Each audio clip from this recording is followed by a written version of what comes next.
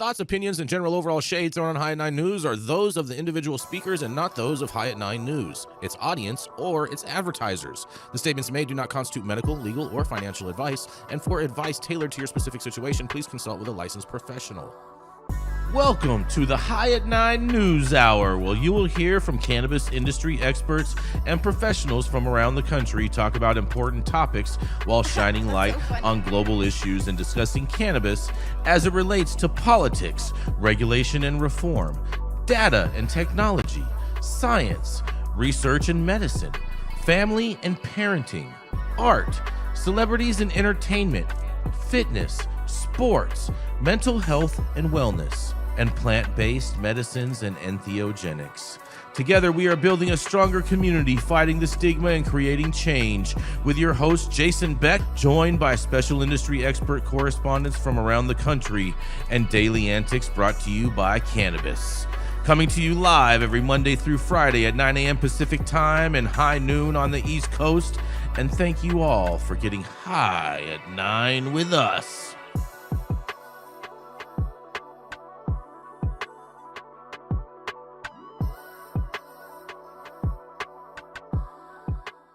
Hey, Jesse. Oh, you're JB too. Yeah, we are. Yeah, dude.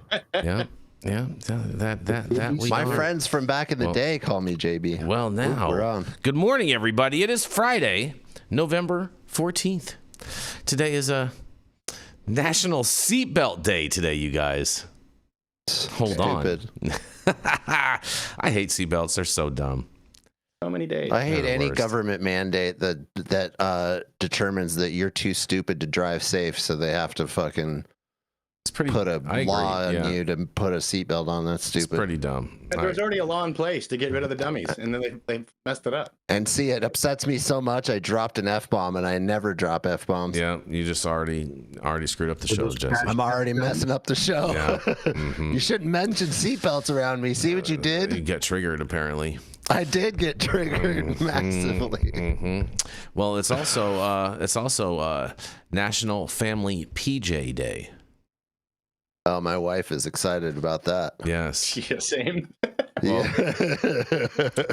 You don't have to change, honey. You know, this Yep. is how I can tell you guys that we are not the same, because PJ has a whole nother definition to me as opposed to what it does to you. Don't tell me it's peanut butter and jelly. You in the projects? No, private jets, bro. Oh, okay. Yeah. You guys all talking about your pajamas, you know what I'm saying? Pajama jams. I'm focused on it's Jason- National Private Jet Day. Jason's Bring the getting on whole a private family. jet in his PJs. Yeah. Let's go. I've done that before. I have done Come that pick before. me up and Yeah. let's go to Mar-a-Lago, dude. Yeah, wheels up, baby, wheels up. And it's also National Pickle Day, which the cannabis industry seems to be in. A pickle. Definitely in a pickle. Yeah. Should have been yesterday. Oh man. And last but not least, it's also National Spicy Guacamole Day. My Who favorite. doesn't love some get behind spicy guac? You know what I'm saying? Well, thank you all for joining us and getting high at 9 with us. It's also high noon on the East Coast. And please remember to like, share, and subscribe to us on all social media platforms. You can look up above and down below to see exactly where we live on the internet. And we are live every Monday through Friday on YouTube, Rumble, Twitch, X, Instagram, Facebook, Kick, as well as on our very own website at www.highat9news.com. So welcome to everyone joining us from any one of those platforms. And did Dr. T just join us? Is that what I said? Yeah, Is he's this there. happening? Not visible yet, but he's there. All right. Well, I'm glad both of the doctors are in There he the is. building because, man, I have an interesting study for you guys, or maybe, yeah, it's a study.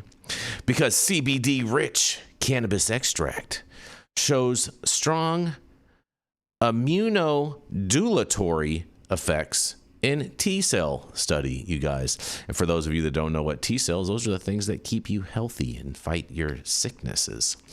A new laboratory study published in the Internal Journal of Molecular Sciences, Dr. Mark, reports that cannabidiol-rich cannabis extracts known as CAN296, better known as CAN296, produced strong and consistent immunomodulatory effects. Immunomodulatory.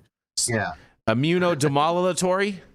Modulatory. Immunomodulatory. Okay. I can see that. No D, just modulatory. There is a D in there. Yeah, but don't pronounce it before the M. That's okay. Immunomodulatory. Immunomodulatory. It's like Como saying Mamdani. Whoa, easy there. Immunomodulatory effects when tested on human T cells. Researchers from the Technion Israel Institute of Technology and the Hebrew University of Jerusalem evaluated how the extract altered activation markers, cytokine levels, and cytotoxic molecule expression in both CD4 plus helper T cells and CD8 plus cytotoxic T cells. Did I get that right? Cytotoxic. Son of a bitch. All right. You're right. The team isolated T cells from healthy donors and compared CAN 296 with two established immunosuppressive medications, dexamethasone and tacrolimus, across multiple concentrations. CAN 296 sharply reduced T cell activation, driving CD96 expression in CD4 plus cells down to 2 to 11%, and in CD8 plus cells to 5 to 17%. The extract also substantially reduced pro-inflammatory cytokinins, and in CD4. Say that again. Cytokines. Okay, cytokines. In CD4 plus cells and TNF, a dropped at every tested dose. In CD8 plus cells, both TNF minus A and INF minus Y were nearly undetectable, demonstrating suppression stronger than either comparison drug. The study found similar patterns when examining cytotoxic molecules, and CAN 296 lowered granzyme B by 81 to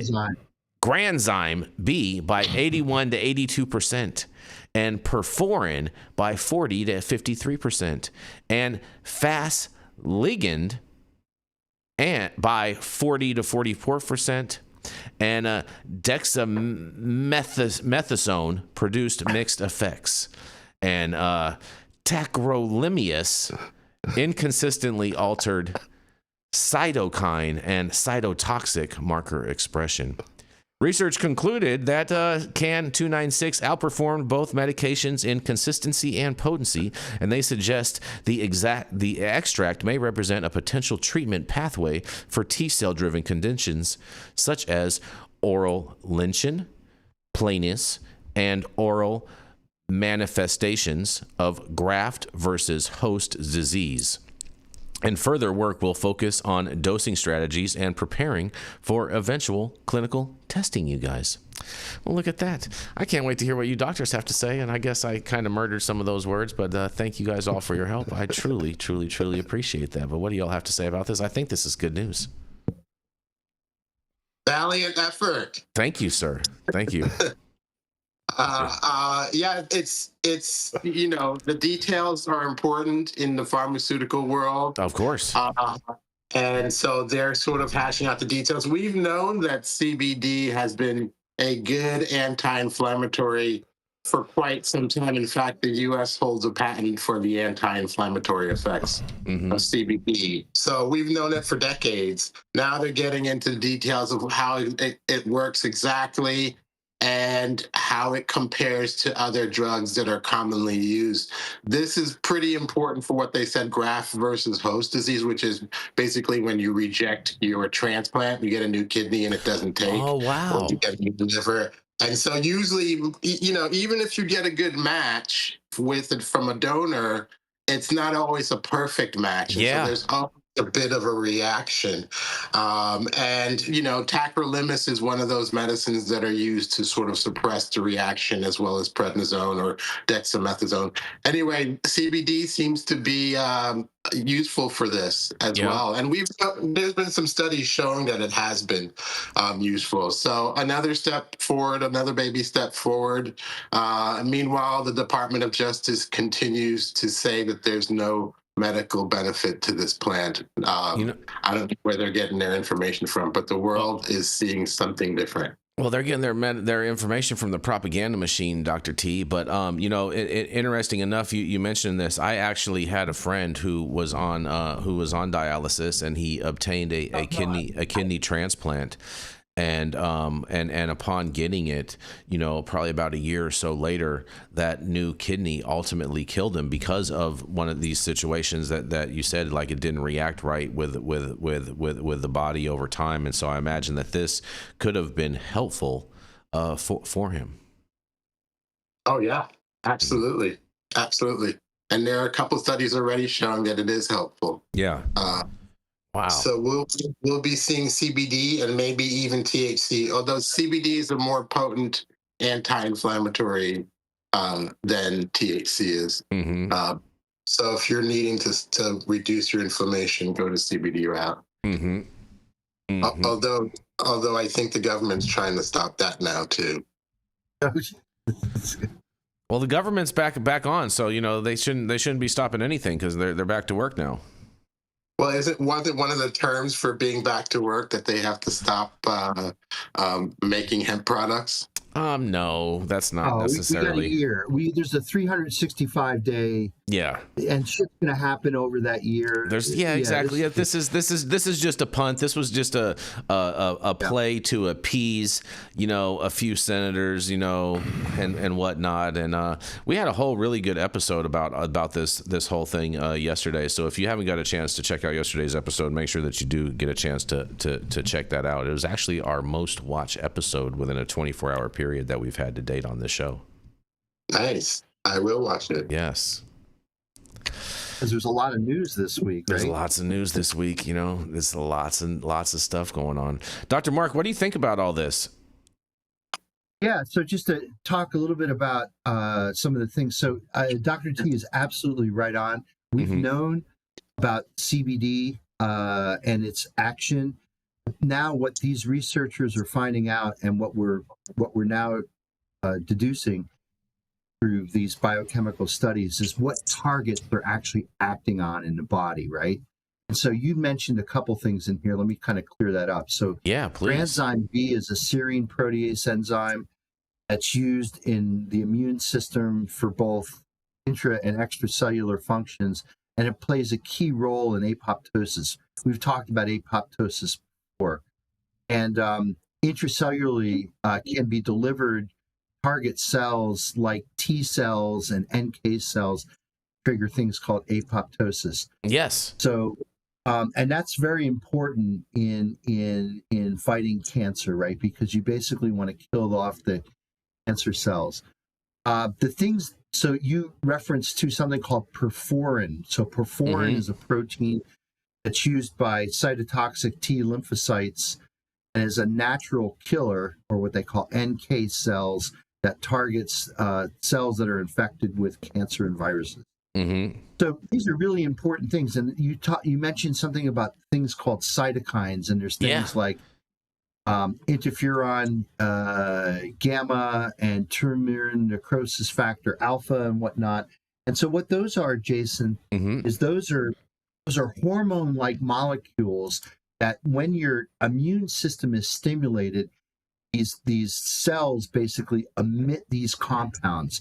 And the reason why you have something called the inflammatory response is when you're, say, like you're breathing something, and all of a sudden you breathe in something that creates this allergic reaction in your T cells. Well, basically what your T cells are doing is creating inflammation to basically close your airways, right?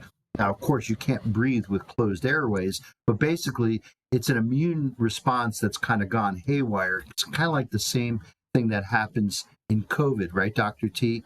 This so-called cytokine storm, right? Where basically your immune system is just, it's a Jean-Luc fire all weapons moment, and you're just trying to, take the immune system is kind of on overdrive to kind of, eliminate a virus or eliminate some pathogen or something that's affecting the immune system. And a lot of times there's a lot of collateral damage in healthy tissue there. So I think what we know is that the safety profile of the phytocannabinoids is something that can certainly serve what we would call a therapeutic window, which is that these things are going to be therapeutic in controlling these types of responses biologically without having a whole lot of a byproduct that could be either negative effects or causing metabolites that create other kinds of issues in the body. So the safety of the phytocannabinoids, again, makes it very worthwhile for groups like this to study what targets they're actually acting on. And now that they're elucidating these targets, now pharmaceutical companies and medicinal chemists and researchers like me can basically go into those mechanisms and try to find compounds, small molecule drugs that basically intervene in those processes. So yeah, this is super exciting research to hear. Jesse Stone, any thoughts on this? Look at Israel over there kicking ass with all those research dollars and giving their people health care. They're on top of it, man. Maybe instead of trying to strangle the hemp and cannabis markets here, we should start funding more research like this at home. Just a thought. I'm with you. I'm not mad at that. Well, on that, I think this is some great news to start off the day. I'm sure we're going to have some other sad news and whatnot, but we're going to roll into our first commercial and we're going to be right back.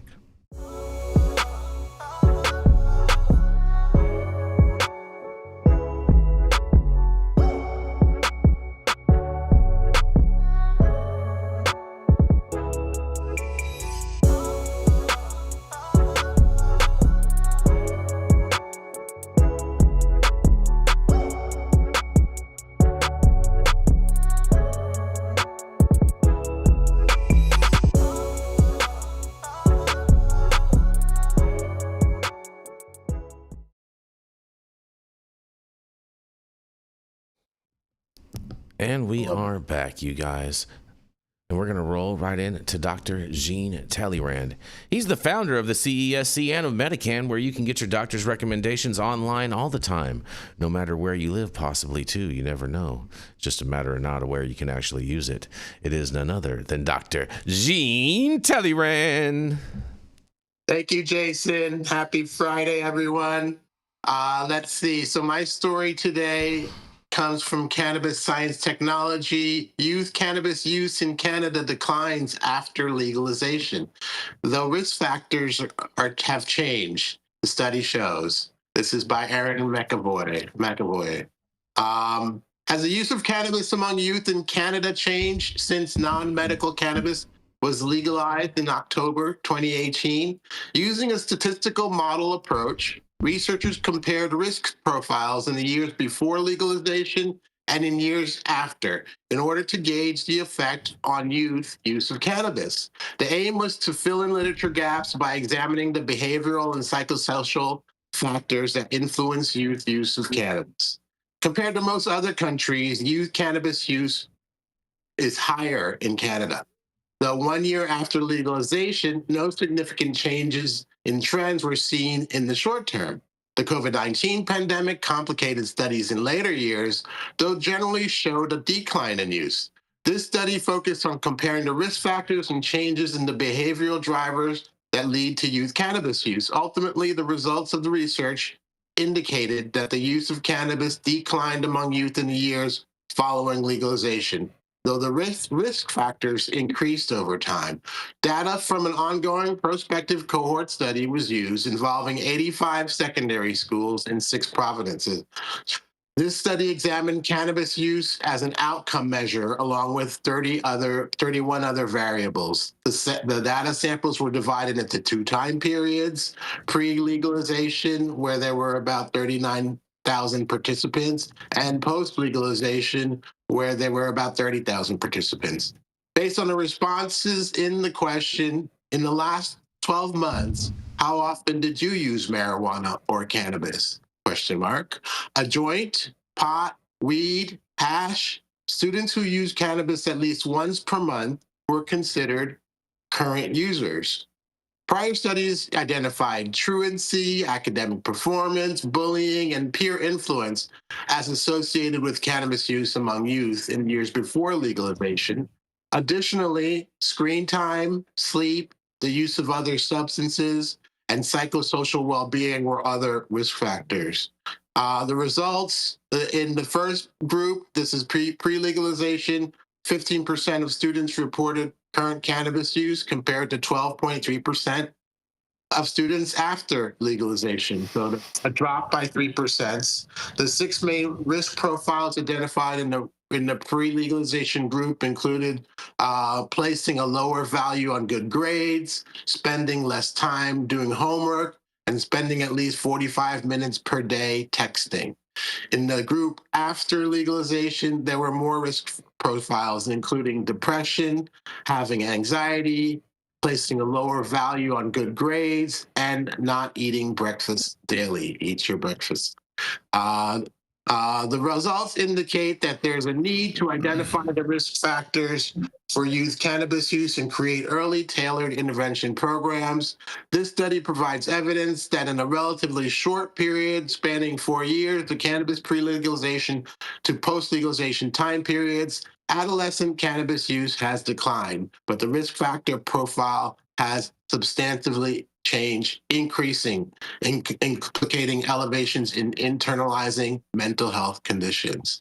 So to translate, the key takeaways from the study are less youth using cannabis in Canada than after legalization. Some youth may internalize mental health conditions when using cannabis, and there is a more diverse reason for using cannabis or risk for using cannabis. As a clinician or a parent or guardian, it may be helpful to check in with someone using cannabis, a young high schooler using cannabis, to see if they might appreciate someone to talk to about their mental health.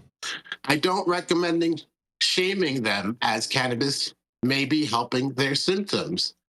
Accepting their cannabis use may help develop trust and allow you to provide guidance on how to manage mental health. This article highlights potential opportunities for mental health development and cannabis use. So what do you think? And how old were you when you first started using cannabis regularly? Dr. T, I wonder if one of the reasons that they don't, you know what I'm saying, that they have this decrease is because, you know, it's Canadian weed. You know what I mean? Like, I know if I had to only smoke Canadian weed, I would probably just quit. I'd be like, this is not worth it. This is so not worth it. Come on, you normalize it. You I might start. You make it not this forbidden fruit that the government has made it out to be, and kids lose interest. The real shift isn't more teens using cannabis; it's more teens dealing with anxiety and depression, and that's what the focus should be instead of blaming legalization. I think that we should use this time that we've had legal hemp in America to maybe do some of the same studies, because I bet you it shows a decline in use now that it's been legal. So, look at you, Stone. Look at you today, all fired up. I mean, Jesse, you have a bunch of kids. I was just gonna say Canada's king of the indoor, so you should love their weed more than anybody. No, they don't have good. They don't have good indoor, bro. They don't. That's all they grow. That's your favorite. They don't have good indoor, bro. They mass produce mids up there. So you're saying indoor is mids? No, I'm saying the stuff that they produce up there is mids. You're trying to put words in my mouth. I see what you're trying to do there. I am. Yeah, it's okay. We just don't rage quit the show because I'm putting words in your mouth. Yeah, that's calm down, Bob. That's the last thing you got to worry about from me. You know. Oh man, Dr. Mark, what do you think about this? You have kids too. I do. My kids are grown adults. Yeah, putting words in your mouth is probably not the worst thing that you're going to be putting in your mouth today, though, right, JB? I mean, I eat pretty healthy, Dr. Mark. Yeah, I know. But I all eat pretty of us healthy. at times put things into our mouths that we're not always that proud of. You know, that was mostly that was mostly when I was young and a kid, and you know what I mean. Little kids will put anything in their mouth. You know what I'm saying? Oh yeah. Well, fortunately, you won't have pennies to swallow anymore, right? No. Oh man, you know, I'm actually collecting pennies. I have a really large penny collection, and I think they're actually going to go up in value because of this. Yeah, well, and the other thing, constantly ripping on the Canadians, I know that there's a lot of boof growing up in Canada, right? All See? those MSOs. Mm-hmm. But I know some pretty dank people up in Canada who grow pretty fire weed. So I don't think we could really generalize over all of them. My friends in the Kootenays, you might not be able best to. weed on planet Earth. I can. I don't have a problem with it. The whole country, Jason. I'm a blank. I mean, just because this is the whole thing. Just because like there's one or two people that grow good quality stuff up there, you know what I mean, doesn't mean I can't throw a blanket boof tarp over the entire territory. Maybe when they're our 51st state, maybe their product will get better. Who knows? You got to remember, there's a lot of crappy weed grown everywhere. I agree with this. I agree with this. There's more acreage of boof in California than probably anywhere in the world right now. I'm not going to go there because I'm not going to go there. But you may be onto something. You may be onto something because there are some licenses that are still operating that probably shouldn't be. So you know what I mean. That's definitely true. But I think overall, because I do know a number of doctors, and not just you guys, that have said that it's probably best if kids stay off of cannabis until at least the age of 25 because of the growth of the frontal lobe cortex in the brain, which is where you make all of your decisions at. And the fact that is not fully developed until you are at age of 25, which is, I imagine, why they don't let you rent a car until the age of 25. I don't think Dr. T, what do you, Doctor? I've heard that so many times, not necessarily 25, but I've heard that younger people should avoid THC for brain growth purposes. Have you encountered this, and what do you think about it? Well, I know some brilliant people who started using cannabis at the age of 13, 14. Of course, you know me, Dr. T. Yeah. And so it's, the generalization doesn't help them, because right. Them, it was a good choice. I have had consultations with patients with medical conditions as young as, with their parents as young as 4 years old, and throughout adolescence because of things like social anxiety. And to me, it was brilliant that their parents brought them in and really opened the discussion up rather than letting them just play around. Now it was permitted, but also, you could talk about it. So, I don't. So in my terms, it's propagandist BS. Well, and some people shouldn't be using it because they're developing and they haven't fully matured. And so maybe they need to hold off for a little bit before using it. So there's both sides. So what you're saying then, Dr. T, from what I'm hearing, is that it's on a case-by-case basis. And everyone, since they have a different body makeup and whatnot and different body chemistry, just because it's bad for one person doesn't mean it's bad for everyone.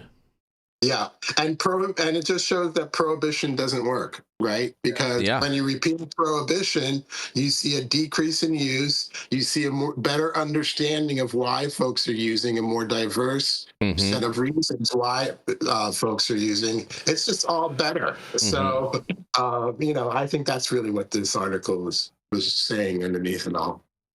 Interesting. For me, when I started smoking, I've said it before, my parents smoked, it was all around me. It wasn't an interest of mine until I met other kids in that junior high age where they were like, hey, what is this? And I was like, oh, fuck, I know what that is and I know where I can get it. But it wasn't something, I was raised with it. So it wasn't something that even sparked an interest for me until that moment. And so I think, a lot of us, when we started smoking at 13 and through high school, some of us it probably wasn't good for, and some of us were self-medicating. We didn't even know it, and it was taking care of issues that we didn't even realize that we had. So I've always said we've gotten the benefit from the plant in spite of why we were smoking it. Yeah. Interesting, you guys. Well, I'll tell you what.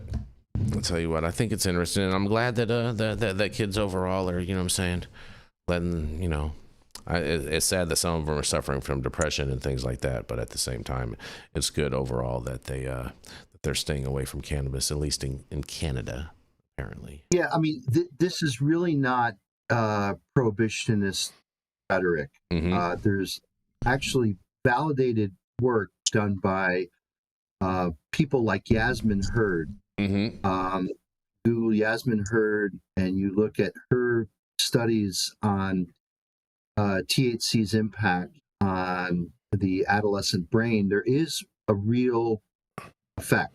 I think what it talks about, John, is that, you know, the receptors that these compounds act on are so important in the brain's chemistry. It's kind of naive to think that there won't be an effect. And so what happens in the maturing of the frontal cortex of the brain, as I understand, again, I'm not a neuroscientist, but I'll play one here on the internet. Yeah. Is that there's a partitioning between the gray and white matter in the brain in the developing years during adolescence. And John, I might have this totally wrong. Tell me if I'm wrong, but there's a certain kind of proportion of gray matter and white matter that really leads to a healthy brain.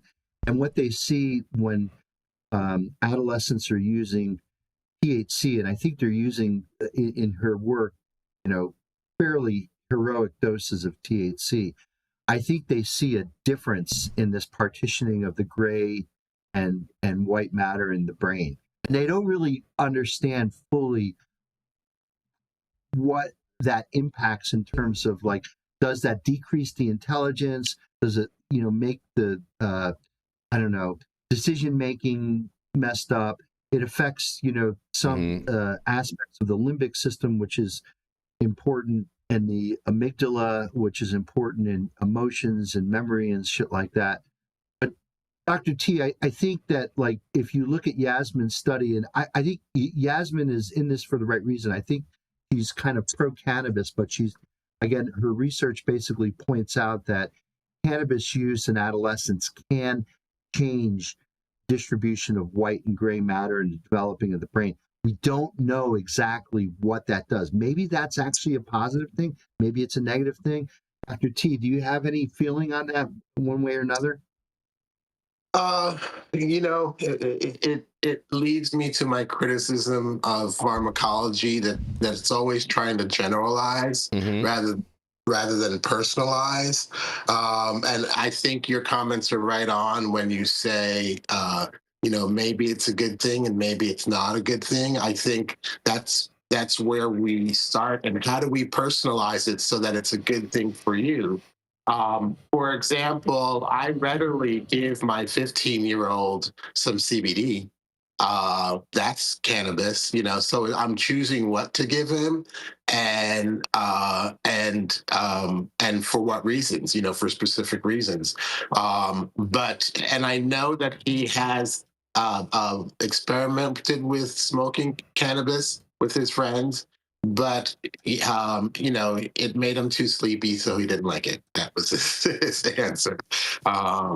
You know, I always, you know, when we talk about the molecular, it's such a fascinating and interesting world. I love it, but when you come out to the practical, that's really where we are. You know, practically, you know, you need to try it and assess whether it's good for you. You need to understand that there's THC and CBD, and assess which one is good for you, and maybe THC is not good for you as you're growing up. You're not able to do your homework. You're not able to go to class. You're getting bad grades. So don't do the THC and see how that works. Right. And I think it's interesting because I think Yasmin's research has been mostly pointed at THC, right? I think they're and she's funded again by NIDA to look at, you know, what is THC doing impact of the brain. And so far her studies show that there are cognitive performance improvements in cannabis users following a period of abstinence, which I think is really interesting, right, Sean? Because when you abstain from using cannabis, it changes the level of expression of your cannabinoid receptors, right? That's the so-called tolerance, right? Like when you smoke a lot of weed, you're expressing less of the CB1 receptor because there's more THC for it around. When you have less THC in the system, now the body is kind of stimulated to increase the expression of those receptors to find THC molecules that are in there. Again, I'm going to point out that her research has been mostly focused on THC. This paper that you're bringing up is about CBD. So, and we know that there's, different pharmacology that underpins THC and underpins CBD. So maybe again, there's a sweet spot, or maybe like if you use a little bit of THC, but you also have CBD in there, maybe there's offsetting acts. But we just don't know because we're still early on in understanding this very complex organ called the brain. Dr. Mark, you also said that research is focused on high doses, correct? Heroic doses, Well, I think you said. I should So qualify she's not that. experimenting with like 2 milligrams a day or No. There goes those hemp say that beverages. In most of her work, we're looking at cannabis use, so adolescent cannabis users. And I don't know about you, but when I was an adolescent, bring it. I'll smoke all day, all night long. So I think as an adolescent, you tend to be a little bit more promiscuous when it comes to the amount of consumption that you're doing. Promiscuous. That's When an you get interesting high word as to hell, use. right? Like, Yeah, your risk tolerance is higher when you're that young. Clearly, I mean, you're willing Right. to do things that an adult who has more wisdom is not going to take those risks. Do you regret it, Mark, or do you think it was a good call using it as an adolescent? I used to always say, all while I was going through college and graduate school and postdoc, used to say to people, I was like, hey, if you study high, you better take the test stoned, right? That's true. Oh, that's an interesting Is one. that true? Yeah. Interesting. That's true. There's Interesting. something about the way that your mind thinks when you're under the influence that maybe can cause problems when you're trying to learn, especially complex stuff, or when you're trying to finish an assignment and you just keep on smoking weed and you blow things off. So maybe again there's a psychological aspect to that. But I think the wonderful thing about this research that Yasmin and other people have done is you could actually see it in the images, in the data itself, that there is this distribution between the white and gray matter of the brain that changes in adolescent smokers. Mm-hmm. Again, we don't know if that's good. We don't know if that's bad. In some cases, I think it can be bad. In other cases, maybe it can be good. But we're still trying to figure it out. Interesting. In some cases, smoke pot and become a doctor. Hey, fair enough. Fair enough. And on that, we're going to roll into our other doctor, Dr. Mark Scialdone.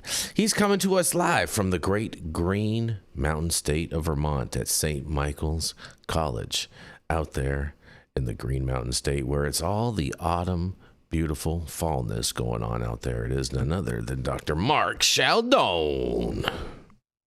Well, thank you, Jason. And hello to everybody who's watching. I hope you're having a great week. It's Friday. We've made it through another week. Right? We're going to have a nice weekend ahead, and hopefully cannabis is in your plans for this weekend. So, again, a week that's been rich with cannabis news around the hemp thing. So my title of my article comes from MJ Biz Daily, and it is "What Happens If States Ignore Federal Hemp-THC Ban?"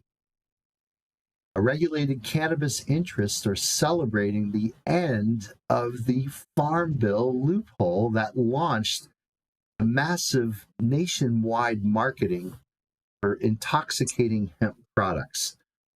What happens if lawmakers and business leaders at a state level simply ignore the ban? According to Columbus-based ABC5, I guess this is Columbus, Ohio, I would assume. Yep. ABC5. That's the question that's now being asked openly in Ohio. Okay, so they say in Ohio, where regulated marijuana sales began last year. Didn't regulated cannabis sales happen before last year? I guess they were medical before last year, but last year I guess they went adult use. Okay, that's despite the ongoing competition from hemp-derived THC products sold at smoke shops and gas stations. What is with gas stations? I mean, gas stations get such a bad rap, right? We buy it in a gas station. Well, I buy milk in a gas station too. What the hell? What's wrong with? Yeah, but you live in Vermont. You live in Vermont. Gosh, these people need to fill up their car full of gas, but while they're here, they can get milk and they can get a loaf of bread. Dr. Mark, so you go in the convenience store. You live in Vermont, bro, and there's like a store every 500 miles. So of course you buy some of your supplies at a gas station. Right, yeah, exactly. Yeah, you're right next to the dairy. Exactly. Well, you got to feel some love for New Jersey, because New Jersey's totally left out, because in gas stations in New Jersey, you can't pump yourself, right? You have to. Oh, that's like Oregon. That's like Oregon. They have to. That's great. It's like full service everywhere. I love that. But why don't we just say it here on High at 9? Much love to our gas stations. Without gas stations, guess what? We couldn't fill up gas. We couldn't fill up. Get around on the cars that we drive in. So much love to the gas stations. I know that the hemp bill constantly is throwing gas stations under the bus. Okay, so who will enforce the federal THC hemp prohibition? Following the leads of states like California in October, Republican Ohio Governor Mike DeWine issued an executive order to ban hemp-derived THC at the state level. But DeWine's ban is currently held up in the courts. In the meantime, Ohio lawmakers are trying to regulate hemp-THC under state law, same state laws that they regulate marijuana. We're still trying to figure out how to implement what's going on at the federal level. So I think that maybe pump the brakes a little bit on this, okay? While we're trying to figure out the best way to proceed, Republican State Representative Tex Fisher told ABC5. Meanwhile, as MJ Biz Daily reported, there's a question of enforcement. So exactly who is going to enforce this? What army of people are going to go to the gas stations and say that you can't sell this stuff? Be interesting to know who that army of people is going to be. Federal law currently bans the medical and adult use cannabis programs seen across the country. Yes, because the federal law still says that cannabis is a Schedule I drug, right? In the $32 billion legal marijuana industry is illegal under federal law, but still exists. What's to stop the $28.3 billion hemp sector from continuing on despite federal prohibition? I like to push back on that $28.3 billion. I don't know where they get that $1 billion number. I thought that the addressable market is much larger for the hemp-derived stuff, such that that market was considerably larger, almost by a factor of 2. But according to MJ Biz Daily, they're just about on par. So the legal marijuana industry, they say, is quantified at $32 billion, and the estimated, I guess that's why they call it estimated, $1 billion hemp market is only $28.3 billion. I think that number is greater than 28.3, but that's my own opinion. While marijuana is illegal for purposes of federal law, the federal government doesn't have the resources. They don't have the resources. They're busy building a ballroom for balling, right? Oh my God, right? Okay. Anyway, they don't have the resources. Doesn't have to go the personal or personnel to go after individual retailers, individual buyers, let alone individual users, says Jonathan Adler, a law professor at William & Mary and Ohio Market Observer. Even supporters of strict enforcement are admitting a measure of defeat. That includes Republican State House Speaker Matt Huffman, who believes the immensely popular hemp-derived THC beverages sold at retailers like Target and Circle K will continue to be sold, according to ABC5. State lawmakers still aren't sure what form of enforcement of the federal hemp-derived THC ban will take effect at the state level, if any. If any, that's very important. So now we're going to see, go around, start cuffing 17-year-old clerks at gas stations. Again, there's the gas stations. Huffman said, according to ABC5, right? Because they just were behind the counter and sold a vape pen to somebody that they shouldn't have, right? So no, we've got to get this thing in shape. President Donald Trump on Wednesday signed into the law that would be banning these hemp-derived cannabinoids into law, which takes effect in November 2026. That didn't stop a slide in stock prices from publicly traded marijuana multi-state operators, according to the Wall Street Journal. Well, here you go again. They could ban all they want, right? Who's going to enforce the ban, right? Who's going to enforce the ban? And states run some level of interference along the lines of the Cole memo or whatever you want to call it to say that these businesses are operating under our state regulations. So F you, federal regulations, we're going to go by our state regulations.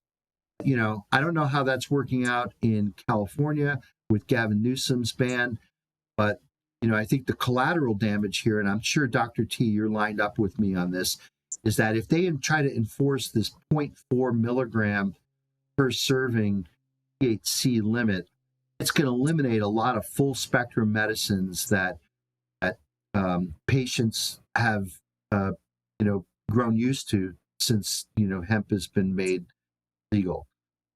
These are the patients that are children and also patients who, again, are not treated well by FDA-approved drugs. So I don't know. It's going to be interesting to see what happens. They got to put the genie back in the bottle, toothpaste back in the tube. There's a guy on YouTube that puts toothpaste back into the tube, but I think they just ran his video in reverse, and that's how he put the toothpaste back in the tube. We want to run history in reverse and put toothpaste back in the tube? I don't think so. But that's my story today, Friday. I'd be interested in what my correspondents have to say about this never-ending changing landscape between the feds and the states. I love this. I've always been anti the gas station model. It's not.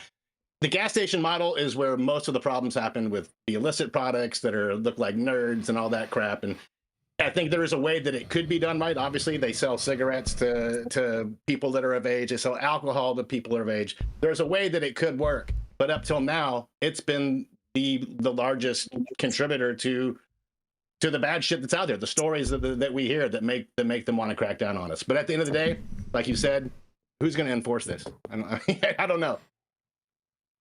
Well, right. And descheduling would solve it because they are there because of the prohibition that exists. If you just take that down, clearly the gas station model would improve, or people wouldn't need to bring it there anymore. They'd put it in Walgreens, Walmart. I just like to see the fact that these big industries are going to be joining in our lobbying efforts and are ready to fight with us, Stone. That's what I'm really excited for, because we can use some, more elevated expertise in this fight from a lot of big business and larger corporations, because the piss poor job that people have been doing overall to try to get this done has just not given any like true results. So obviously there needs to be an adult in the room. I think McConnell just wanted to pocket some money before he leaves. That part is true. That part is true.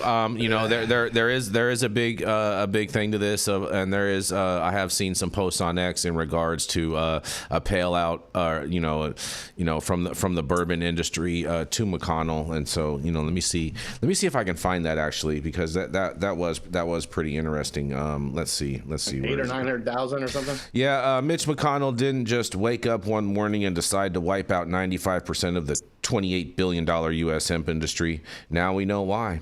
He took nearly $900,000 from an alcohol lobby and then quietly slipped in a hemp ban into shutdowns that threatens 300,000 American jobs. And the actual total that it looks like on the disclosure sheet is $889,254. But what's funny is at the same time, One at a time. Good bourbon in his back pocket, and those are his good old boys, right? Mm-hmm.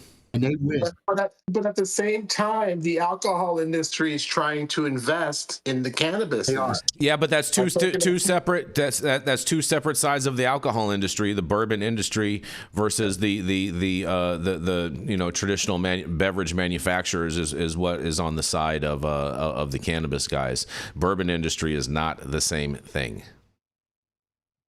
It's like hemp and it's like hemp and cannabis, Dr.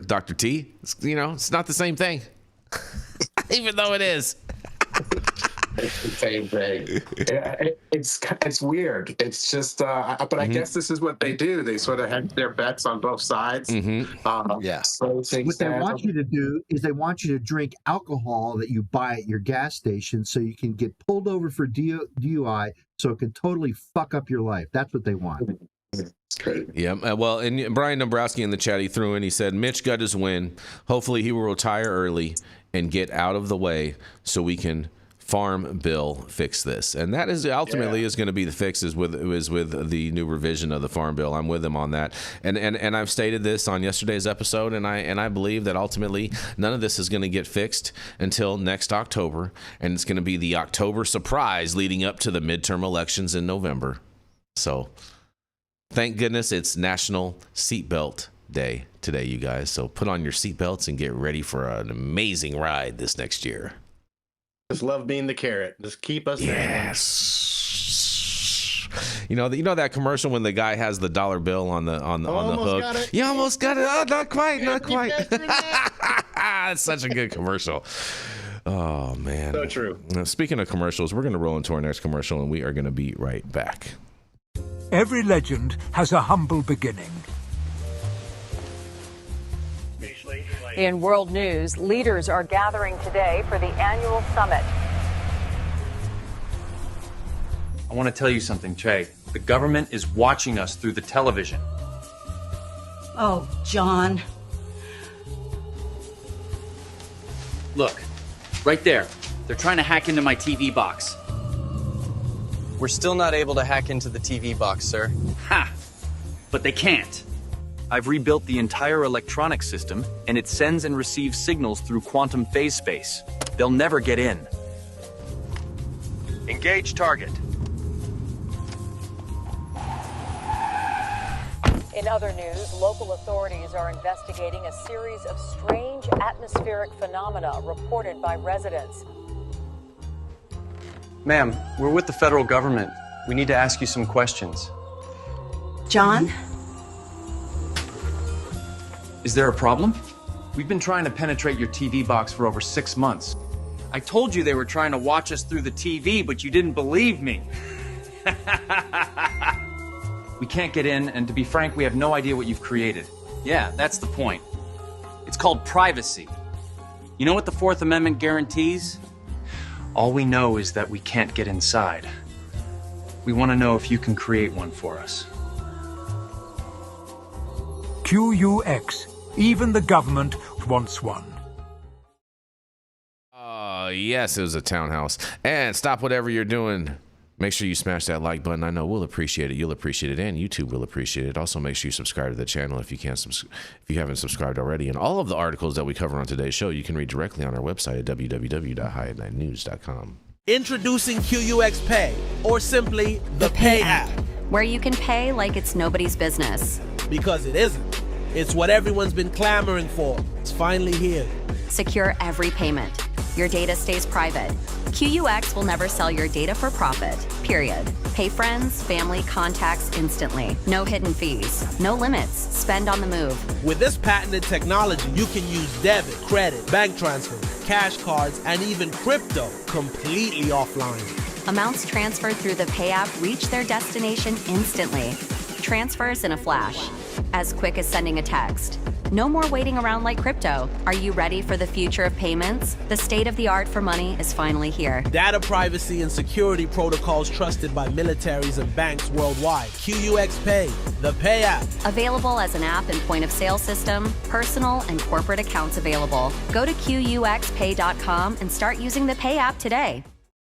Multi-level apartment building. Oh, and we are back. And we are going to roll right on over to the great red state of Texas. The state that's so red, it's almost as red as Stone Eyes after he hits that new Delta 8 vape pen cart that he picked up at his local gas station. Yeah, that's right. It is none other than the man himself, Mr. Stone Slade on a Friday. This guy. Yeah. What's going on? All right. My story's kind of right in line with the last story. We're just going to do it in Minnesota. Minnesota's hemp-derived cannabis industry is ready to challenge a federal ban passed on Wednesday. The ban caps hemp products like beverages and edibles at 0.4 milligrams of THC per container. It was signed into law by President Trump as part of the deal to reopen the federal government.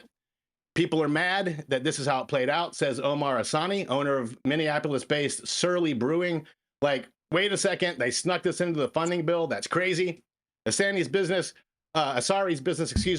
produces hemp-derived cannabis drinks that range from 3 to 10 milligrams and are sold in several states.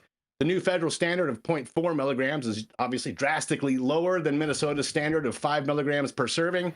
Said this is terrifying for us as an industry because if it doesn't change, there will be a lot of breweries that will close, he said.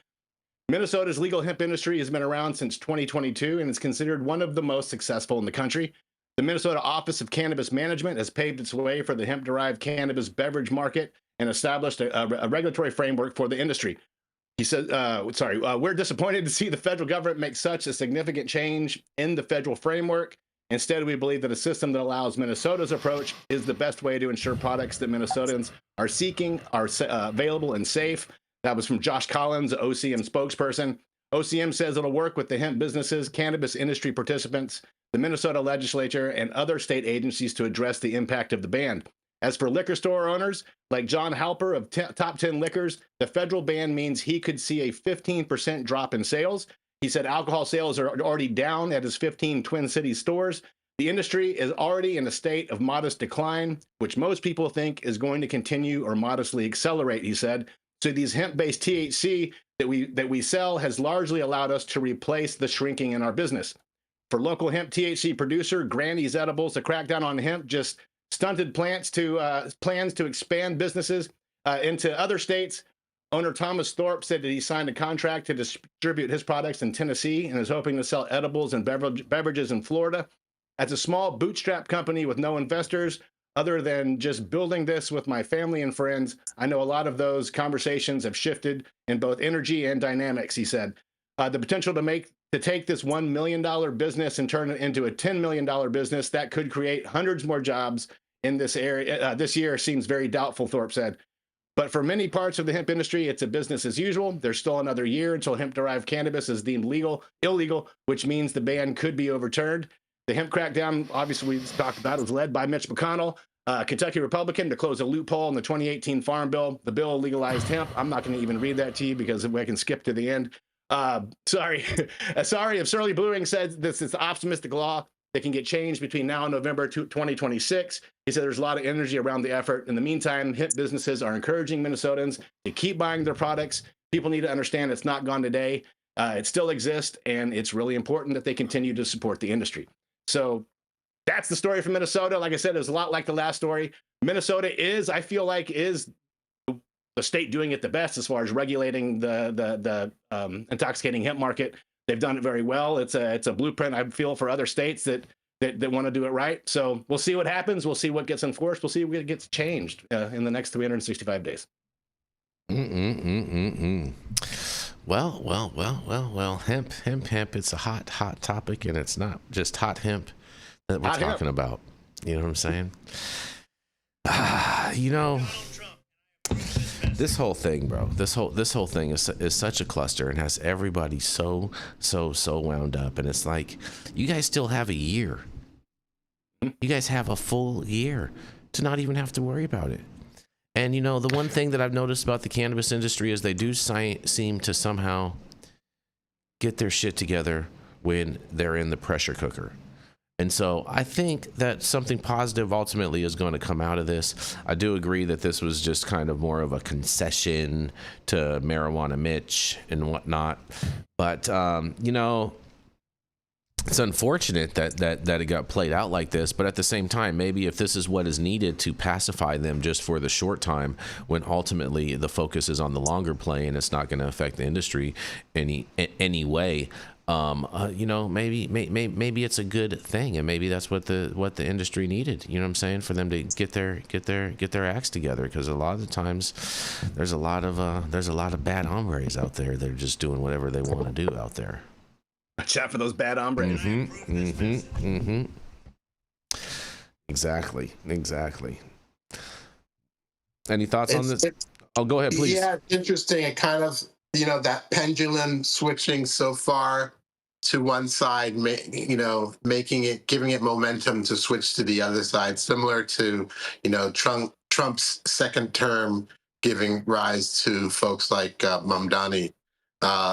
So yeah, this could be the push toward against progress that really gets the industry to get together and fight together for descheduling. Should fix the original classification that you know, that really split the two industries. Let's start with definitions, because what is this hemp thing that people keep talking about, right? It's such an arbitrary distinction for sure. I mean, I'm not mad at the definitions. I think the definitions are fantastic, and I hate when people use this word. Yeah, I hate when people use this word loophole, because this was the intention of the 2018 Farm Bill in the first place. And every time people use this word loophole, it's just giving credence to the prohibitionists as far as what the overall intention was. And so, you know, I encourage everyone in the industry to not use that language of a loophole, because all you're doing is saying, oh, you know what, these guys didn't know what they were doing at first, and you're just giving credence to their argument. They knew exactly what they were doing with this. This is not a surprise. And why everyone wants to act like all of a sudden it's a surprise, just stop the ridiculousness. The whole point of this was for the Kentucky farmers and other farmers across America to be able to implement a whole new crop in the agricultural space, and all of these different derivatives and products. And that's why the Farm Bill was written like that. They knew exactly what they were doing. And so for them to play dumb and this and that, like, stop it. You guys knew exactly what time it was. I feel like some people may have known that, but I think that there's others. Everybody knew that. Definitely didn't. Everybody knew that. That's total. If that's the case, then that they should see it as a successful test, and then let's legalize it. No, they shouldn't, because you know, when you're in politics, you know, one of the things, especially for lobbyists and whatnot, is, you know, it's kind of like the same thing as healthcare. Is like, hey, if we can create a problem that we can fix, all these people are going to have to spend a whole bunch of money to get the problem fixed, and we're going to be the ones to make the whole bunch of money. So it's the whole same thing, bro. It's the whole same thing over and over and over again. That makes sense. The let me fix what I broke. Exactly. Hero. Oh, we're gonna throw this bomb out there because we know that this is gonna happen, but don't worry, we're gonna be able to fix it, but we're gonna be able to charge a whole bunch of money to fix it in the whole process, and it'll be fantastic for everybody. We're gonna win. See a lot of that today. Yeah, for sure. Yeah, that's definitely a lot of that going on right now. Speaking of which, I can help you guys fix your problem. If you guys out there need problems fixed, I can help fix those. Just reach out. What did you break? I'm kidding. You know, that's why I got a lot of those relationships. That's what I'm able to, you know what I'm saying, able to do. And Brian Dabrowski in the chat again, he says, again, I have a consumable hemp product license in Texas. Stop the loophole nonsense. Exactly, bro. Stop the loophole nonsense. Stop using that language. It's a bad word in the cannabis space. You know what I'm saying? You know, loopholes are for your shoelaces, and that's pretty much about it. You know what I mean? Just saying. You should make 2 loopholes a day. One with your right foot and one with your left foot. And other than that, leave it the hell alone. Waiting for someone to name a variety Loophole Kush. I feel you. I mean, I think Dr. Mark, I think the next chemical you discover, you should call it the loophole chemical. Because then when we find it in a plant, then we can actually say that there's a loophole in there. That's what I think needs to happen scientifically. I'm going to encourage all the scientists, all the researchers. If you find a new compound in cannabis, let's name it the loophole compound, because then there'll be more to everything that people are saying when they call this a loophole. But nonetheless, I guess, all right, we're going to keep this train rolling. You guys don't have anything else to say on this. We're going to keep it rolling. We're going to roll right into our final commercial. I'm holding off. What's that? I'm holding off because my story is about the same thing, and I have a ton to say, but my story brings it up in a different way. Fair enough. All right. Well, on that, we're going to roll into our final commercial, and we're going to be right back. I just ordered the summertime strawberry salad when added steak on top here at Anna's. Make sure you do the same thing, too, next time you're in downtown Long Beach. Come on down and check out Anna's joint on the 400 block of Pine Street.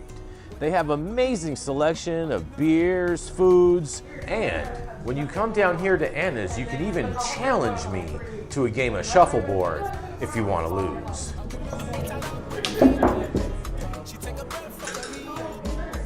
Did you get that? So, next time you're in downtown Long Beach on Pine Avenue, make sure you stop by Anna's Joint on the 400 block. Not only do they have Anna's Joint, this restaurant and bar, but they also have the amazing deli next door, and then next door to that they have a very exotic flower shop. You may want to stop by and say hi. I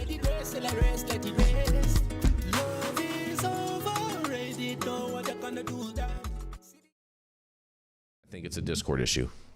Well, whatever it is, we need to figure it out. And coming up next, we're going to roll right into Mr. Jesse Barney.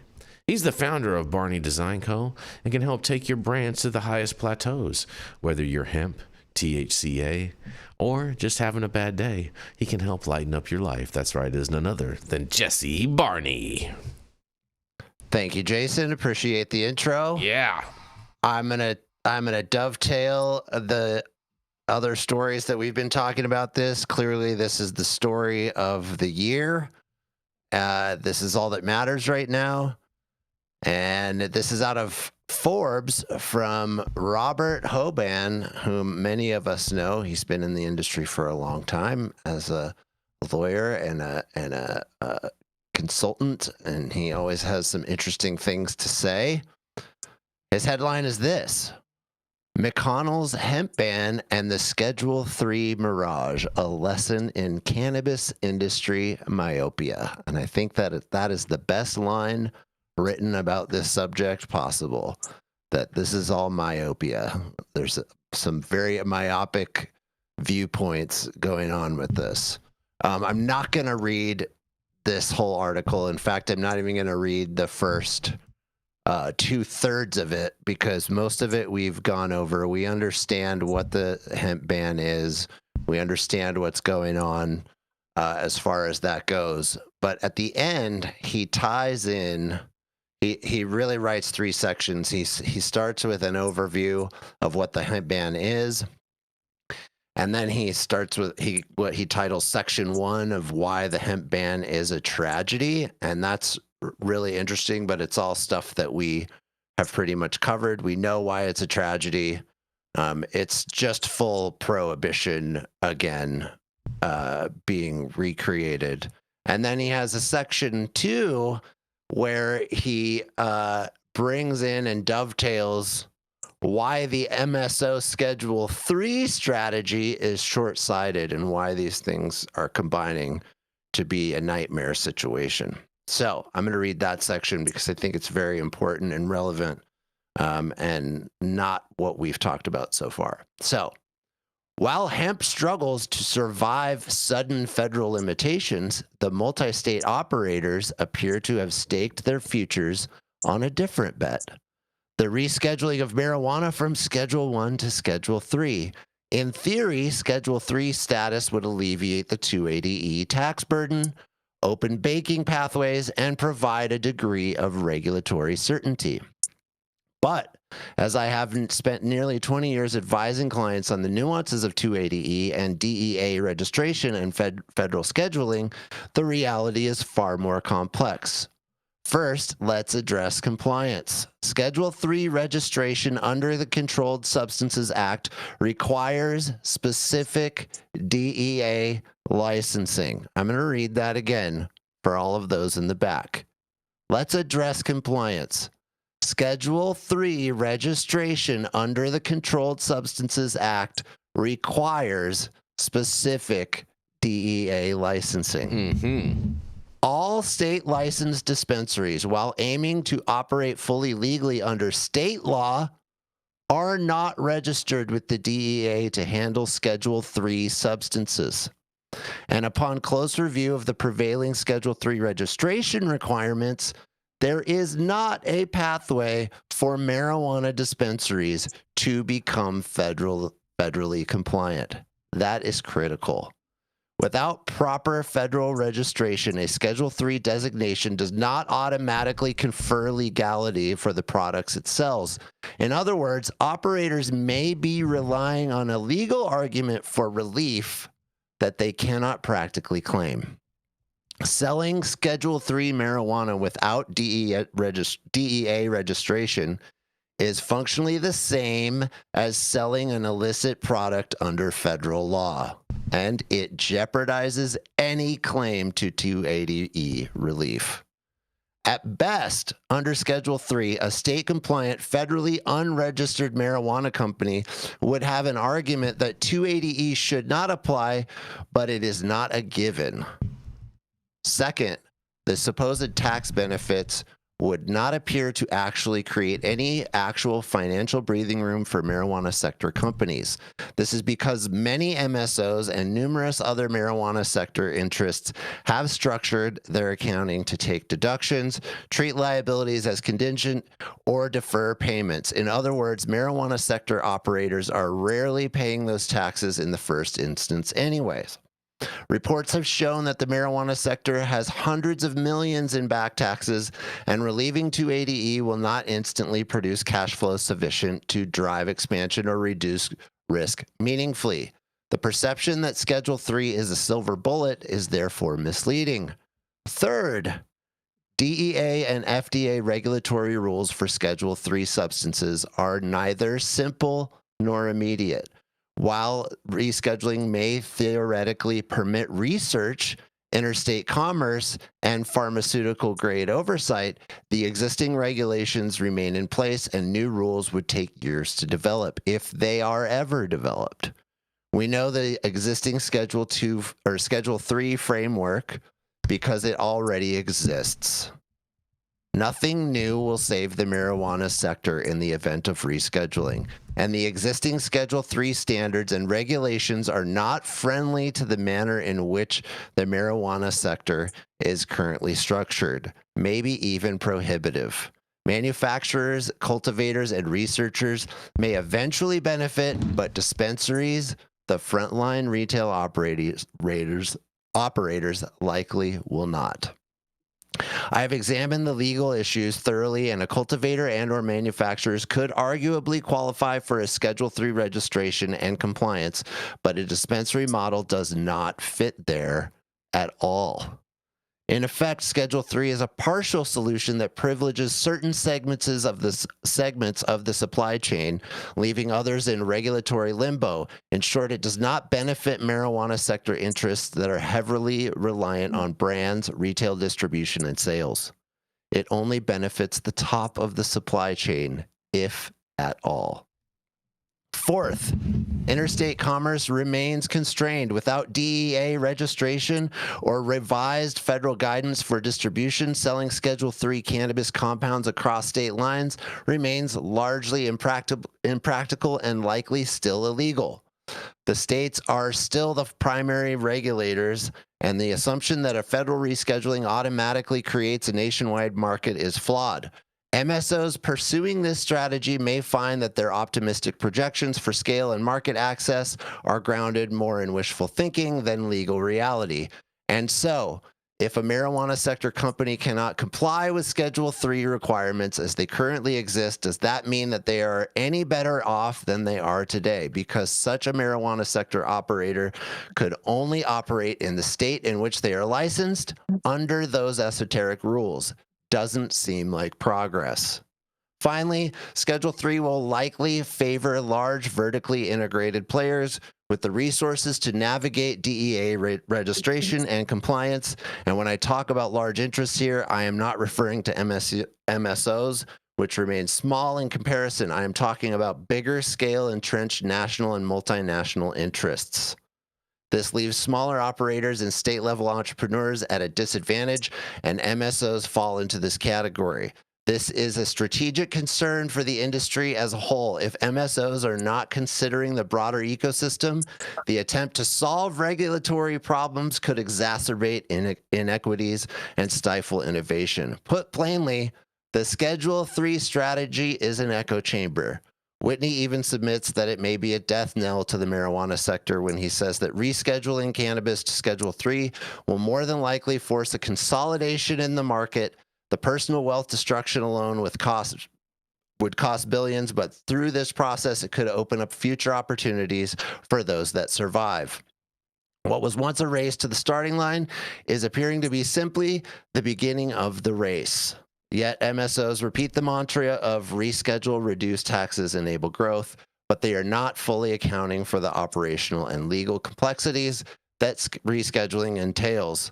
Without careful planning, they risk focusing on a regulatory milestone that may offer limited practical advantage, leaving their businesses exposed to uncertainty and regulatory friction. He has a conclusion that's just as long as that, so you can go read that on our website, on our website, yes. On what he thinks that, you know, what the future could be and what is possibly some good ways out of this. But I would just like to say, between these two things, the hemp restriction and likely going to Schedule 3, as Admiral Akbar said, it's a trap. It's a trap.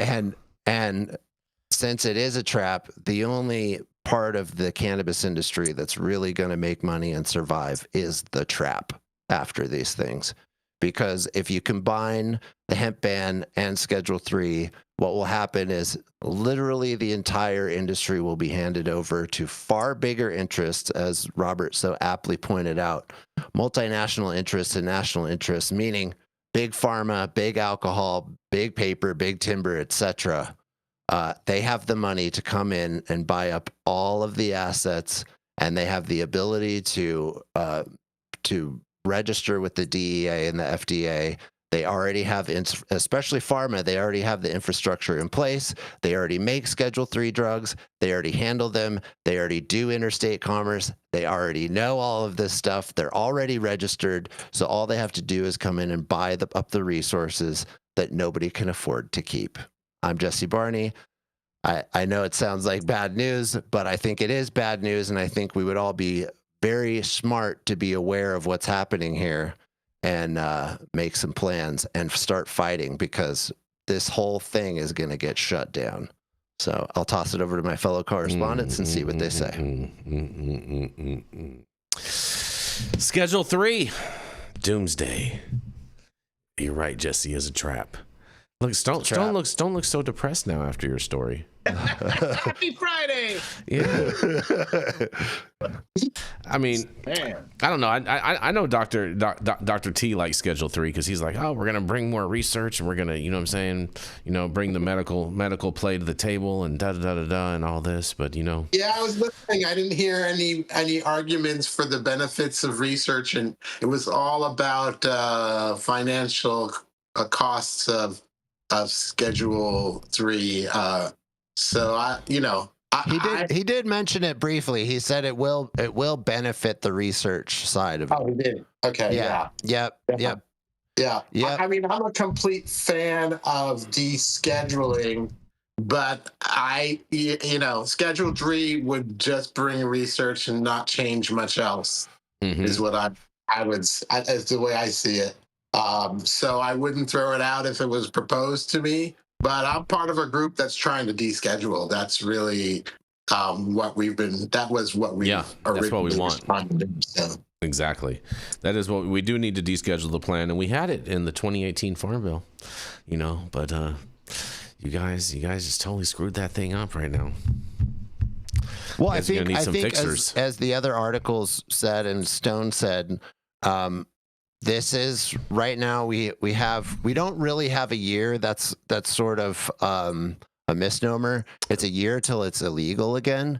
But things like banking and other assets and resources that hemp companies need are going to start to close down immediately. Now that part is true. I have seen a number of different chats. Yeah, you are right about that. Banks are going to start kicking hemp companies that have been banking and they've been able to bank because of the Farm Bill. They're going to start kicking them right away. Well, and that's going to create some major problems right away. So just because it's not are going to be illegal until November 13th of next year doesn't mean it's not going to become very, very hard to operate. Well, Jesse, you're right about that, and I have seen from a number of different chats that I'm involved with different industry people throughout the country that a number of people have had started to lose their payment processing availability to complete online sales. And I think you're going to see that happen faster than what you're going to see as far as banks dropping clients. But it's all that's the same thing. I mean, payment processing, banks are the ones who are in there, and payment processors function as banks. They have to have FDIC insurance, just like banks do. So they have the same sort of structure in many ways because they hold on to money and for some time, just like a bank does. Sounds like there's going to be a lot more cash that gets mailed to different people instead of just paying for things online. That's what that sounds like to me. The problem is that, how do you buy something online and then mail a check to get it? Like, this is just, so it's going to immediately cause major problems. It's not going to have to be illegal for Jesse. Shutting these companies down. The only reason it's going to cause major problems, Jesse, is because America is so fixated on this immediate convenience of ordering something and getting it. If they ordered it, placed their order, and mailed the check or mailed some cash or whatever, and then the supplier mailed it back to them, I mean, that's totally fine too. The only problem is that the American consumer is so asphyxiated on this convenience factor of having everything now, like they're a crackhead. No, you're not going to change that culturally. You're not going to change. I'm not saying that we're going to. I'm just saying, but that's what the whole thing that it comes down to. I mean, really, I know that's the way that it is. People are used to buying things immediately online and using their credit card and getting it immediately. And they want their cannabis, they want their alcohol delivered just the same way as they want their cannabis. You can get your pharmaceuticals delivered to you even through DoorDash. So there's all kinds of things that you can just order online and they show up at your doorstep. That's what people want. You can get your hemp products. That's going to shut down immediately. So the fact that this is supposed to take a year, it's not going to take a year. It's going to take a few months, and most of these hemp companies are going to shut down. There's going to be a few who are going to figure it out, and they're going to be able to keep going. And then I think on the enforcement side, there's really not that many super large-scale hemp farms. And they're in a few states. So the biggest states, Kentucky, Montana, and a couple others that grow the most hemp have just a few farms that grow the most hemp. It's like 80%. What are you talking about, bro? There's tons of indoor places that are growing hemp. But 80% of the hemp is grown in like 3 or 4 states. So, Montana, Kentucky, and what's the other one? So it's easy to make a list. I bet you could make a list of less than 20 farms that grow most of the hemp in the nation. So I think Minnesota. Minnesota has hard to enforce against those farms. No, it wouldn't be hard. It would be super easy. Actually, it would be easy to shut down 80% of the hemp operations that are going in this country. Well, Integrity Farms would still be in operation. This thing is a lot more dangerous than it sounds and than it looks, and I think people need to wake up to that. And this should be very sobering. It should be like the government's coming after us, and they're handing this over to big pharma and like that, And that's what this is all about. That's what it's always been all about. What country?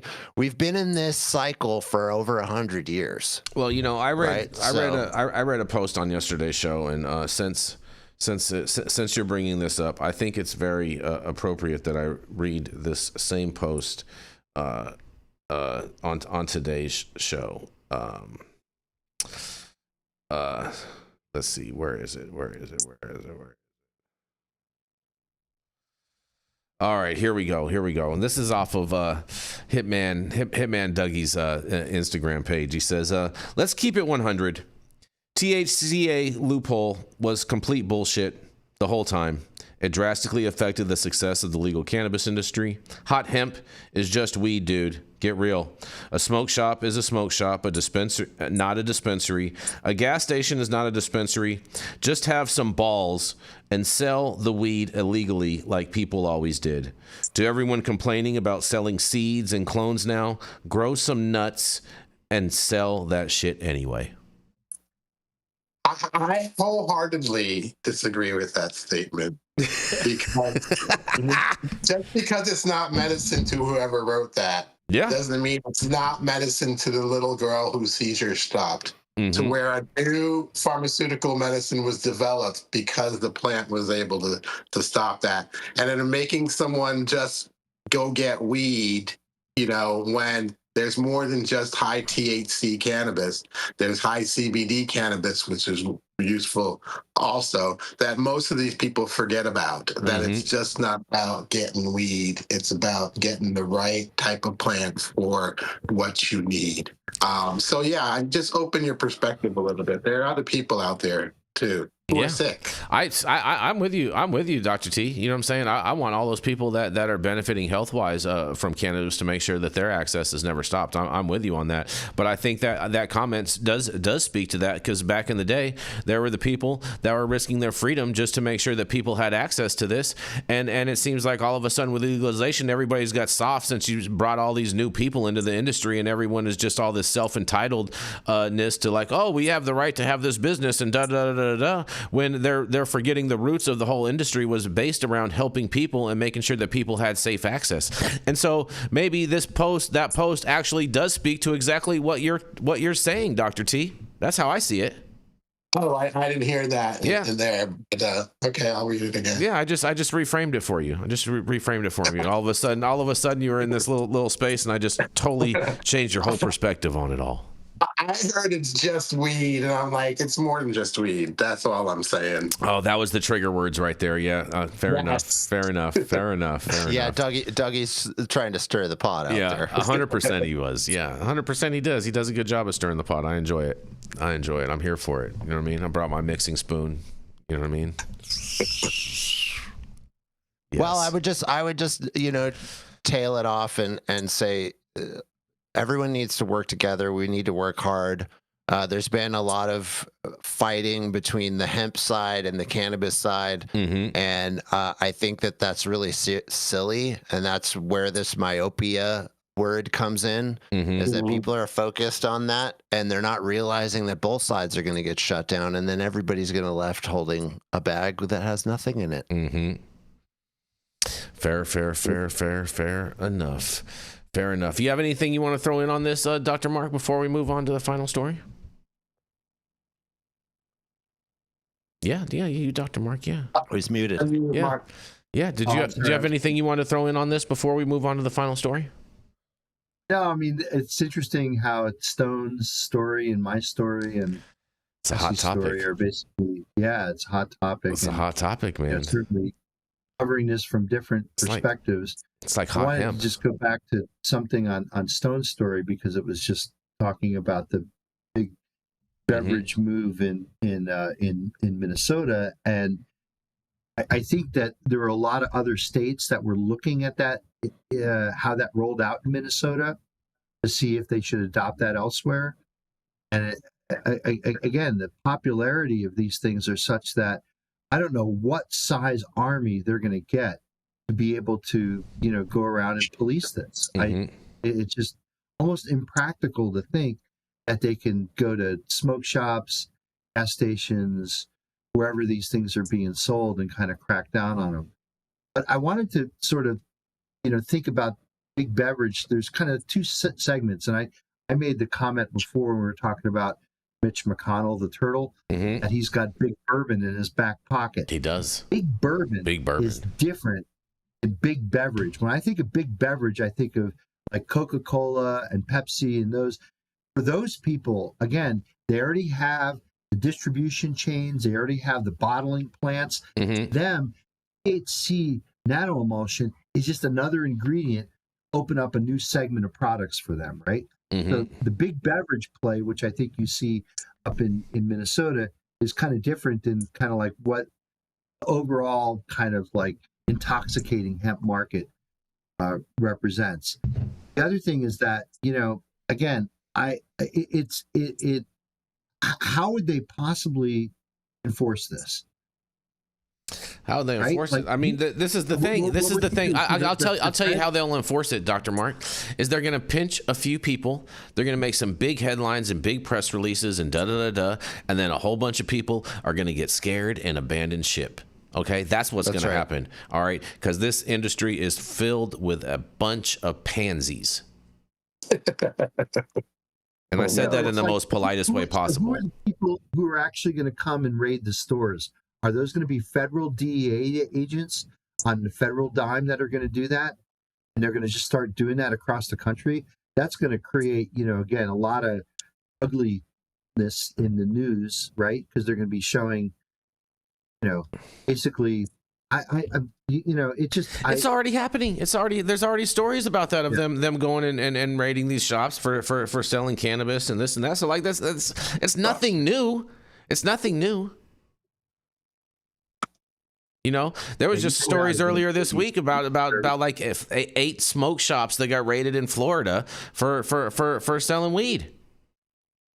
Okay, so when those 8 smoke shops got raided, who was that? Was that federal DEA agents? It was actually sheriffs. It was actually sheriffs, Florida sheriffs. Sheriffs. Yep. Sheriffs. Sheriffs are good old boys, right? Yep. And sheriffs are the kind of people that, if the right number of Benjamin Franklins exchange hands, no problem, no problema. So I don't know about all that. I don't know about all that. Yeah, well, I mean, what are you saying, that there aren't crooked police? That there aren't? Basically, you're making a big blanket statement, but there definitely are crooked police out there. I do agree with that, but to just throw the blanket statement of like if the sheriffs are involved and there's some corruption, obviously, then that's not an adequate equivocation. Well, yeah, I mean, I'm not trying to throw the sheriffs under the bus, but I guess the point is that they have to have alignment through law enforcement, and you got to remember that the sheriff. That's his cousin who owns that gas station, right? So the sheriffs and maybe it's his cousin's enemy that owns that station, right? So you can see how. But the whole world has been like that forever, Dr. Mark. That's nothing of that is new. None of that is new. I've witnessed that my entire life. Yeah. So I'd like to see the feds come up against the wise guys on this, because the wise guys are making a lot of money, right? And the wise guys don't like their apple cart being upset by the feds. Wise guys going to get their assets seized and everything else like that, and they're going to end up being good fellas sitting in the pokey, talking about how it was a great night because we had pasta night, and who got the sauce. You saw Goodfellas, Dr. Mark. You know how this movie ends. Yeah, you're right. Leave the gun, take the cannolis. Okay, yeah, exactly. Exactly.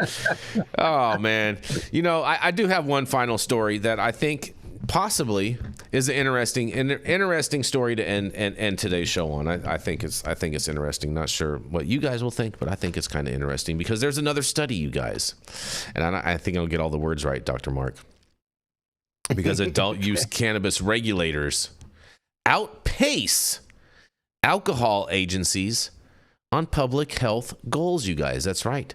Adult use cannabis regulators are more likely than alcohol agencies to describe or report their work in public health terms. according to a new analysis of state regulatory reports from the 24 U.S. states that have legalized adult use marijuana. Researchers reviewed the most recent annual reports from 22 cannabis agencies and 20 alcohol regulators, looking for how often they mention public health goals, collaboration with health agencies, prevention efforts, and work with law enforcement. They found that 68% of cannabis regulators explicitly mentioned public health in their mission or goals, compared to just 35% of alcohol agencies, and their findings were published by the Internal Journal of Drug Policy. Cannabis agencies were also more likely to describe public health-oriented activity. About 36% reported collaboration with public health agencies to collect data on cannabis-related outcomes, compared to 15% of alcohol regulators. And nearly half of cannabis regulators, 46%, described running or supporting public health efforts such as education, outreach, or prevention programs, while 30% of alcohol agencies did the same. Both sectors leaned heavily on law enforcement partnerships, and those efforts were more common than collaborations with health departments. Roughly two-thirds of cannabis regulators, that's 64%, and 70% of alcohol regulators reported working with law enforcement, and most often on driving under the influence, illicit markets, and license violations involving sales to minors. The study also found clear differences based on how states legalized, and in states that legalized adult use cannabis through their legislatures rather than through ballot initiatives, cannabis regulators were more likely to articulate public health goals, 88% versus 57%, and report collaboration on health data, that was 50% versus 29%, and describe public health efforts. Alcohol regulators and legislation states also tended to reference public health more often than their counterparts in ballot measure states. The authors note that there is still wide variation between states, and that many cannabis agencies do not yet report systemic collaboration with public health departments, and they say future work should examine whether regulatory agencies that track and report on health outcomes actually deliver better results for people who use cannabis and their communities. Well, look at that. Dr. Mark, I think I just answered your question as far as who is going to be the enforcer of all of this stuff, and I can't wait to hear what you have to say about this. I think that was the answer to your question, Dr. Mark. Yeah, well, TV show comes to mind. Batman? Batman. Yes, yes, right. I feel you. Pow, zing, zooey. Exactly. Pow. Yeah, how you like me now. Stone, what do you think about this? All these regulators, working with cops. You're on mute, buddy. Yeah, whatever. It's, it's all burning down. I feel like I rained on your parade. I showed up Friday so happy, and you guys are just killing me at the end of the show. I was going to say, I feel like I rained on your parade, Stone. Man, you were smiling so bright, and now it's all of a sudden you're just like all dampered down. Oh, man. Man. Well, Stone, if it makes you feel any better, I didn't make the news. We're just reporting on it. It's true. Yes. Yeah. Hey, look, it's all about Stone, weed for the people. It's always been. This is how it's always been. Cannabis is the fight for true freedom. Yep. And when you're fighting for true freedom against the powers that be, they don't like it. That's how it's always been. We've always been we're the little guy. We're David against Goliath. That's how it's always been. That doesn't mean that we can't win, and that we shouldn't have faith, and that we shouldn't band together, and that we shouldn't be more inspired and more communally minded. And like, just look at this room. I mean, we're in a room where there's almost 100 people that watch us every single day and join us in the comments and are so in participation. These people care. We care. We're all involved. So we need more of that. We need more banding together. We need less critique of each other. We need less hate. I mean, I could go on X right now and see all of the people who are pro-cannabis industry who are celebrating the death of hemp, and they have no idea what they're doing, and that is what is harming our industry more than anything, is this division and this split and the willingness to hate on each other just because you're a little different or you see it different or your business is different. No, we're all fighting for the same thing, and that's the freedom of the plant, and it really comes down to the freedom of the individual to have a relationship with the plant and not have the government in between. Yep. Period. Well said, and Jesse. that should be obvious. It should be available, and everybody should be on the same page. And it is the propaganda that gets us to not be that way. But we have small groups. We're here. We have the capability of doing it. So we've just got to spread it, and it's got to go out like a ripple from us. 100%, Jesse. You said that fantastically. And Stone Slade, Anna Lewis sent you a message in the chat. She said, "Don't let them take your smile, Stone." Oh, no. Hey, Jesse just turned that frown upside down. You see that? There we go. Look at that. There we go. Let's we go. go. Dr. Mark, we need a smile, Dr. Mark. There we go. There we go. Look at that. Don't forget to smile. Not only a smile, but some laughter. Yes. Because that's all we can do is laugh at the cannabis industry and the total chaos that it is, constantly giving us something to talk about. We got to be able to laugh at ourselves. That's right. That's right. That blesses humility on us all. Mm-hmm. Without a doubt. And on that note, thank you all for joining us and getting high at 9 with us every Monday through Friday at 9 a.m. Pacific and high noon on the East Coast. And big shout out to our audience and supporters for tuning in daily and listening to the insanity that is the developing cannabis industry. Huge thank you to Catalyst Cannabis for helping us keep the lights on over here and weed for the people. Thank you to our correspondents for being absolutely amazing. And thank you to Cannabis Sativa L for giving us a reason to do this every day. Thank you to Cloud Media partners Elias and Gabriel. They're somewhere in the metaverse. And thank you all for tuning in and getting high at 9 with us. We are America's #1 daily cannabis news show.